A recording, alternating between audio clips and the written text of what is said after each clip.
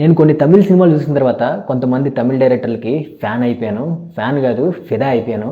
So వాళ్ళెవరంటే first 96 cinema చూసిన తర్వాత C Prem Kumar గారు. రీసెంట్గా అయింది సత్యం సుందరం సినిమా వచ్చింది. కార్తీ గారు, అరవింద్ స్వామి గారు యాక్ట్ చేశారు. సో ఆ సినిమా ఎవరైనా చూడకపోయి ఉంటే చూసేయండి, చాలా బాగుంది.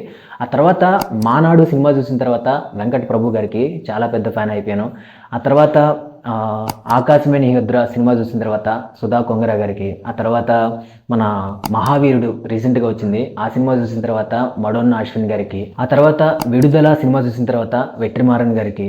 ఆ తర్వాత మన సార్పట్ట పరంపర సినిమా చూసిన తర్వాత పారంజిత్ గారికి. ఫైనల్గా జై భీమ్ సినిమా చూసిన తర్వాత టీజే జ్ఞానవేల్ గారికి చాలా పెద్ద ఫ్యాన్ అయిపోయాను. ఇలా కొంతమంది డైరెక్టర్లకి. సో ఇప్పుడు వస్తున్న మన రజనీకాంత్ గారు యాక్ట్ చేసిన ఈ వేటయ్య సినిమా మన జై భీమ్ సినిమాని డైరెక్షన్ చేసిన టీజే జ్ఞానవేల్ గారి డైరెక్షన్లో వస్తుంది.